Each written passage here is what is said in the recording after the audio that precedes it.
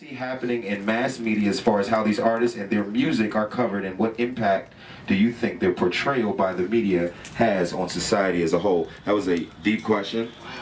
I know. So we can take that in sections. Okay. I can start. Go ahead. Okay, Go. I work both in rap and EDM. I make solid money in both.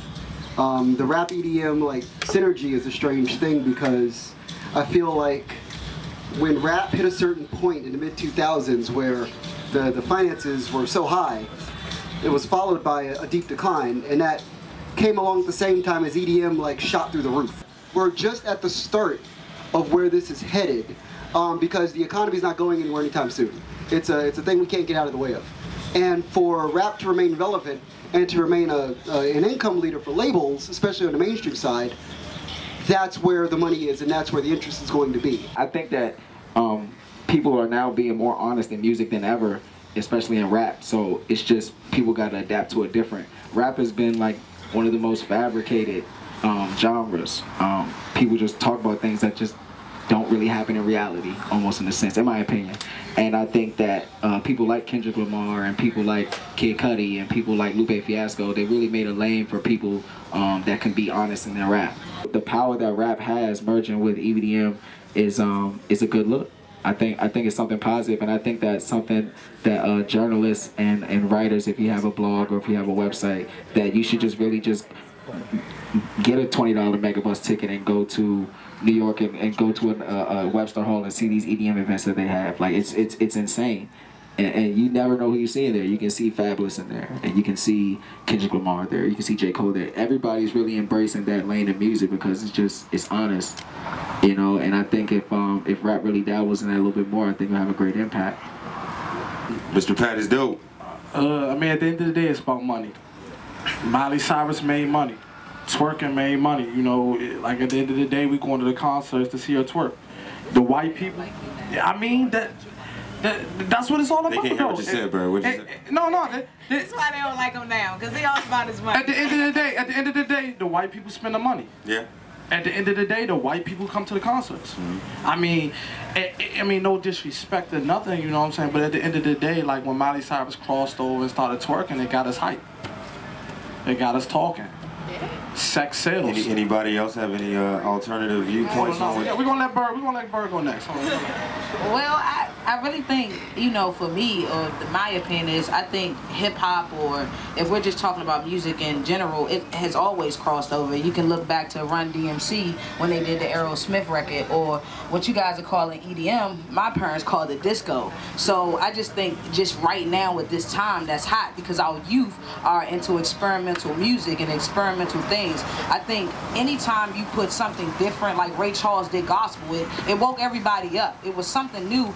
But when you bring two different types of music together, that means you bring a diverse crowd. You bring other people. You bring somebody that just only listens to EDM. Now he can listen to EDM and Waka Flocka. And now he likes trap music and he likes EDM. And now when you back then they probably listened to Ray Charles and it was like, okay, yeah, I like Mahalia Jackson too now. So that's just my opinion. And I think that when you do that and you bring genres together, yes, you make more money because it's more people that you're reaching in the audience and that you're targeting. That's a great point. We're going to move down to Brianna and then DJ Heath. Then we're going to open up for a question or two from the audience. I think it will always rub me wrong, the whole meshing of cultures. Not so much the meshing of cultures, but that when privileged or white people get to do things that we've been doing, but we got a bad reputation for doing it. Like, if you're a white rapper and you get to act like Eminem has always had, a questionable reputation, but he doesn't face the scrutiny that, say, like Rick Ross does when he says certain things, or Wayne does when he says certain things.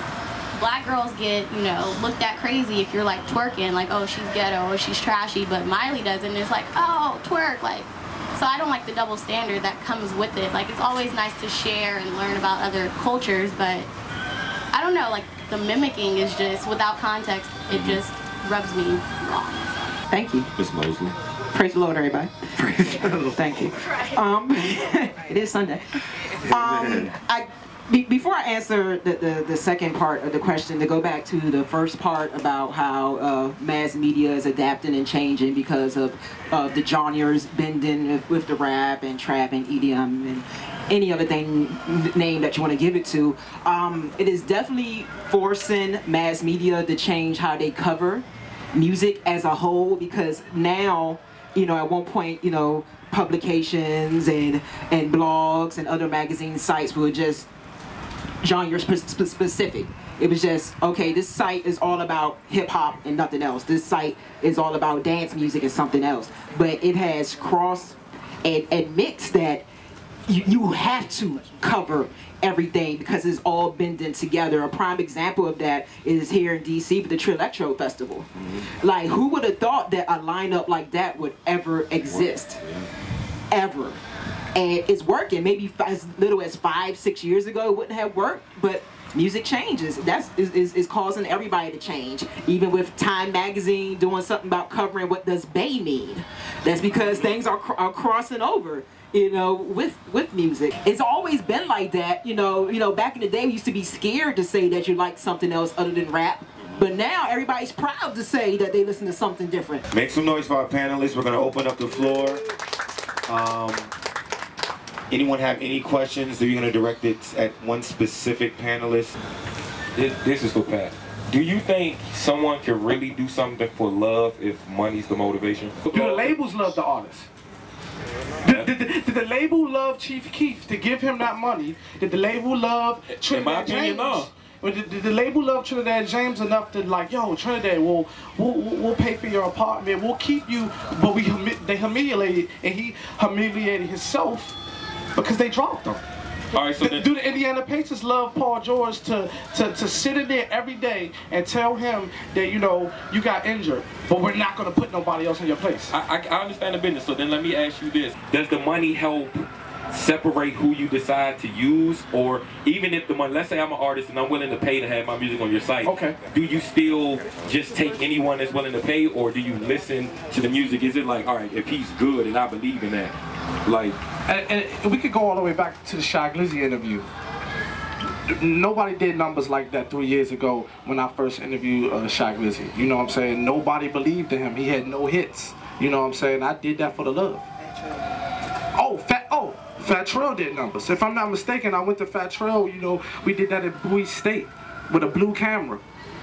Like, it's people out here that judge you, but don't know what you did, You hustling is great because you are an artist, and that's a hustle.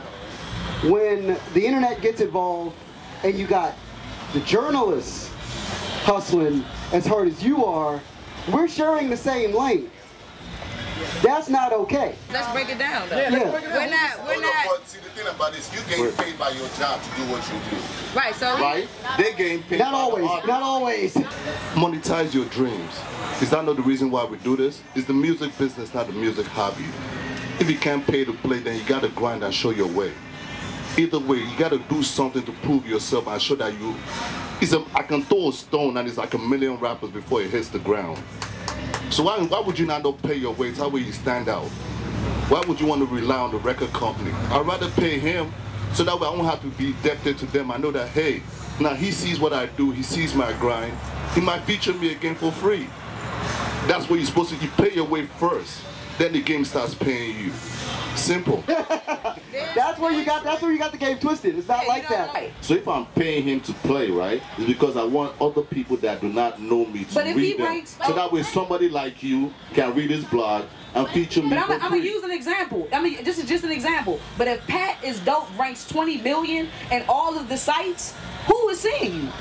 What are you paying for? I mean, everything. You getting like 3 views on your YouTube. Hold. But ho. She can be right about that aspect, right? Because guess what? I said I'm not a journalist. So you go to Twitter. You go to Instagram. Those numbers, I'm not reading no blogs no more. I'm on Vine. I'm on Twitter. Now you rank that within everybody in the DMV. Number one. This man is the only person that comes close to me. If not more influence. But that's if we know that. No. We're talking about DMV right now. We're just talking about DMV because. Presumably everyone out here was DMV, no? But hold. But I'm gonna tell you what about. So when we paid to play, right? He paid me. No. He paid me $200, right?